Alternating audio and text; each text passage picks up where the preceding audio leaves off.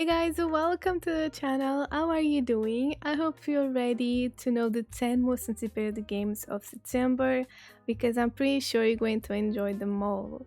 And it's going to be hard to pick just one favorite game during this entire month. If you know a game that is not in this list, you can always say in the comments because I want to know what you like and probably other people want to know about that game that's not here. So I really appreciate if you have something that is different. The 10 games were chosen by me, so obviously there's other games that are amazing as well, but they're not in here because I just choose 10. Besides that, I hope you enjoyed the video and I hope you are excited as me while I'm going to tell you about all of these games. So let's see. The first game that I bring you here is the Blood of the Dawnwalker and it's for PS5, Xbox and PC. You know that most RPGs give you endless time, but this game does the opposite, and that's what makes it so interesting. You will play as Cohen, a man trapped between humanity and vampirism in a dark 14th century kingdom called Valle Sangora.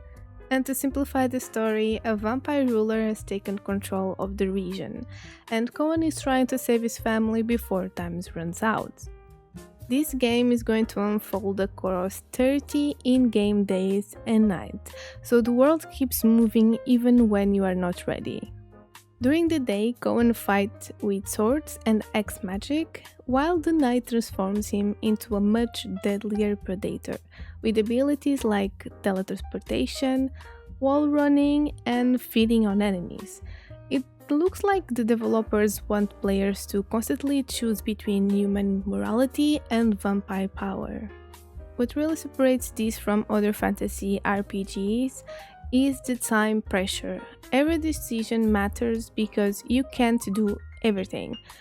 So that creates a completely different kind of tension from the usual open world formula.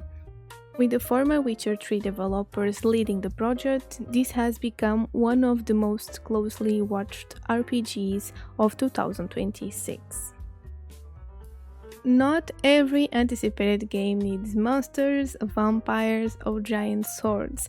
Sometimes a platformer with cartoons energy is exactly what people want.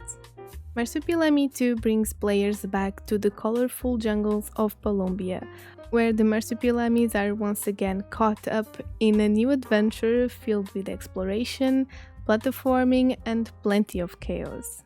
The fun here comes from movement. Swinging with the characters' incredibly long tails, bouncing across the environment, chaining jumps together, and discovering hidden paths all seem to be at the center of the experience. It looks fast, fluid, and designed to keep you moving almost constantly.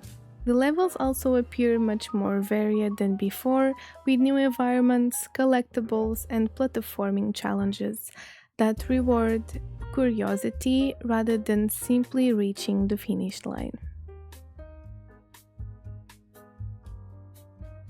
The third game is Onimusha Way of the Sword, and Capcom didn't bring this game back just for nostalgia.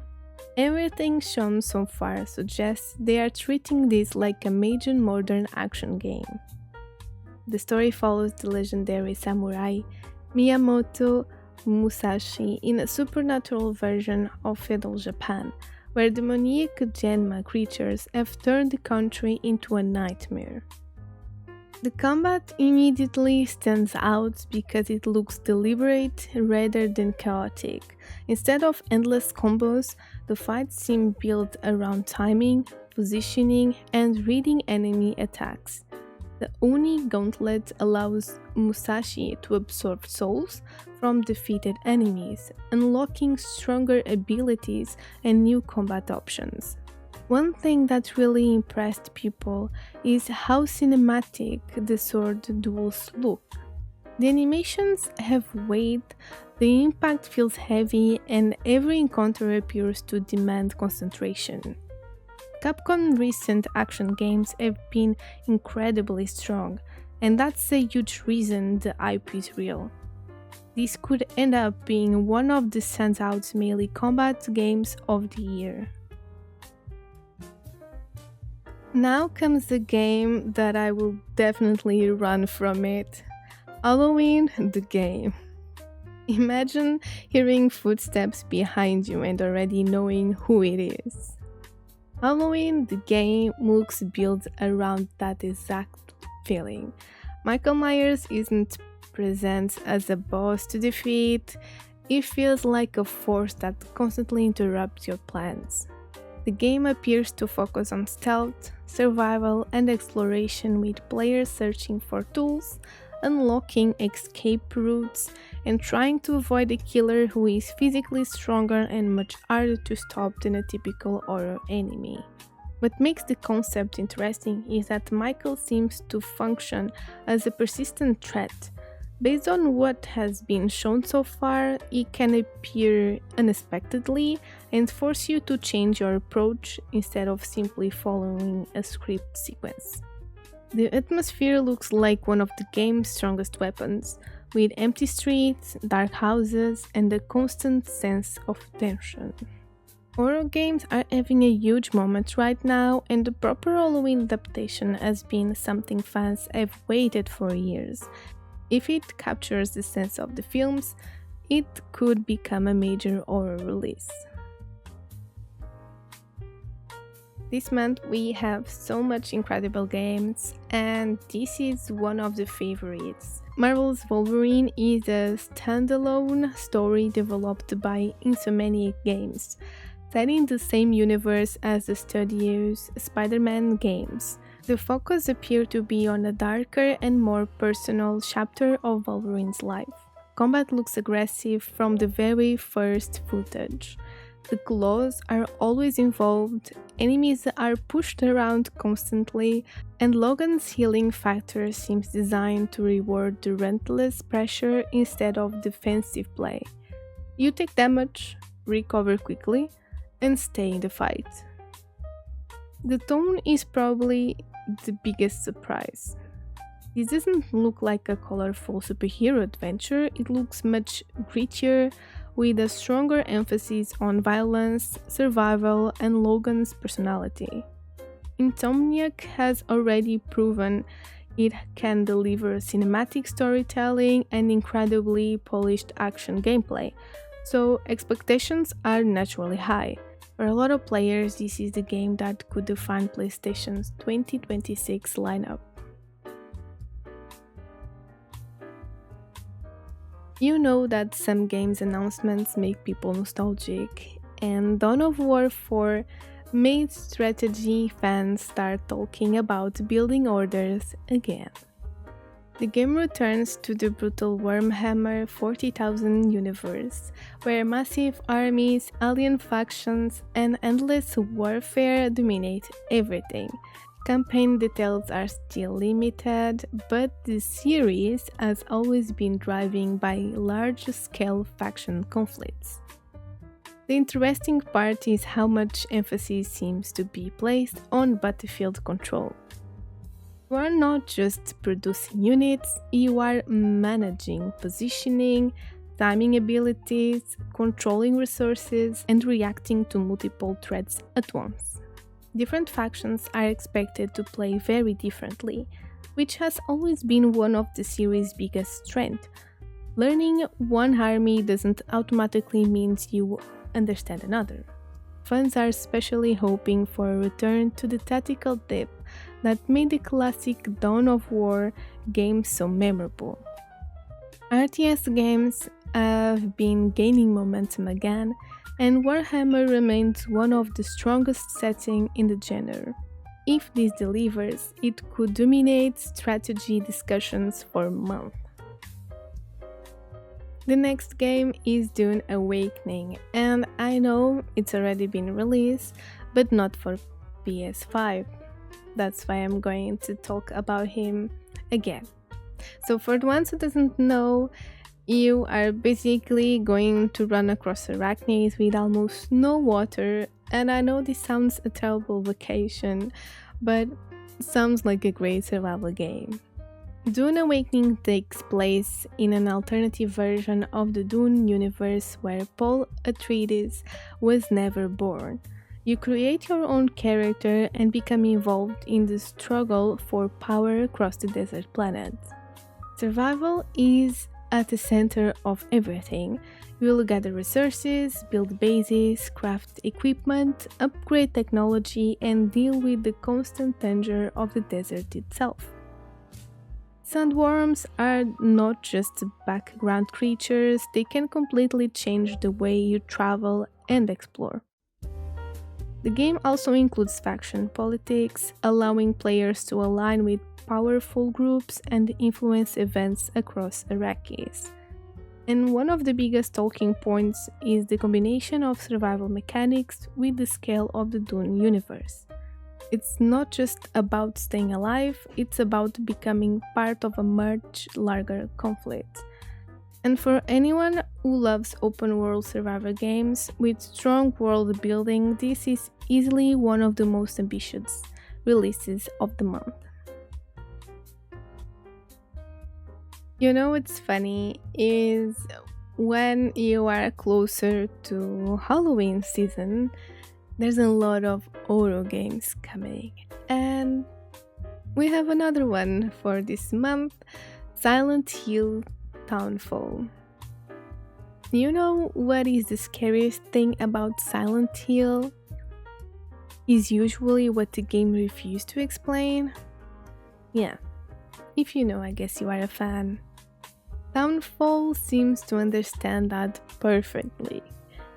Developed by No Code, the studio behind stories Untold and Observation, it appears to focus heavily on psychological horror rather than traditional action. The trailer suggests a mysterious coastal town connected to the Silent Hill universe, where isolation, distorted memories, and unsettling events slowly unravel around the player. Gameplay details remain limited, but exploration, environmental storytelling, puzzles, and survival elements seems to be the main focus. The horror looks slow, uncomfortable, and designed to stay with you long after a scene ends. What really makes this interesting is identity. It doesn't appear to be trying to imitate previous Silent Hill games directly. It seems to be exploring a different kind of psychological horror. That combination of a respected horror studio and one of the gaming's most iconic horror franchises is exactly why so many people are watching this game closely.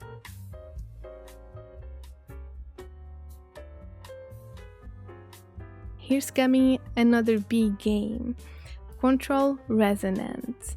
Based on what has been shown so far, the story follows Dylan.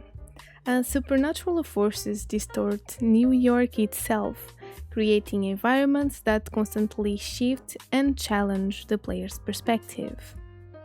The combat appears to expand on the telekinetic abilities from the original Control, throwing objects, manipulating the environment, and combining psychic powers with a transformating weapon called Aberrant seems to be central to the gameplay.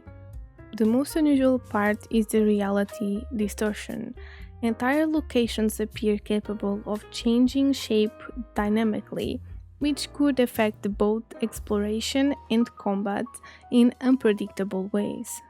Remedy has built a reputation for blending strong storytelling with genuinely unique gameplay systems, and this project looks like a natural evolution of that formula. If you enjoy Control or Alan Wake, I think you should try this one, and you are definitely going to enjoy it. And to end this list, we have Minecraft Dungeons 2. And I can already picture 4 friends saying, "one more dungeon," and suddenly realizing it's 3 in the morning. Minecraft Dungeons 2 takes the action RPG formula of the first game and expands it with a larger world, deeper progression systems, and more opportunities for cooperative play. Instead of simply running through dungeons, player will be collecting increasingly powerful gear, combining enchantments, experimenting with weapons and artifacts, and building characters that feel very different from each other. Talking about combat, it remains easy to understand, but surprisingly flexible. So, bows, melee weapons, magical abilities, and special artifacts create plenty of room for different playstyles. The sequel also appears to place much more emphasis on exploration and long term progression, giving players stronger reasons to keep improving their builds. The original game attracted both Minecraft fans and people who had never touched Minecraft before. If the sequel delivers better endgame content and stronger co op systems, it could become one of the most addictive multiplayer action RPGs of the year. I hope you enjoyed the video and all of these games because I was right, they're really excited games. We have terror, we have adventure, we have RPG, we have so many genres during this month, and I'm really excited for most of the games here, even the horror games. And I don't even like Michael Myers. I play DVD and I hate when it's Michael Myers. It's terrifying. Even the music itself is terrifying, and that game is probably have that music the whole time. But okay. That is really exciting for people who like horror games, especially the story with Michael Myers. And I really hope you enjoyed this. Don't forget to tell me in the comments which game you are going to play or you are excited to. And I'll see you guys in the next video. Don't forget to follow, in this case is subscribe the channel to see more, and like the video. Goodbye guys. Thank you so much for watching.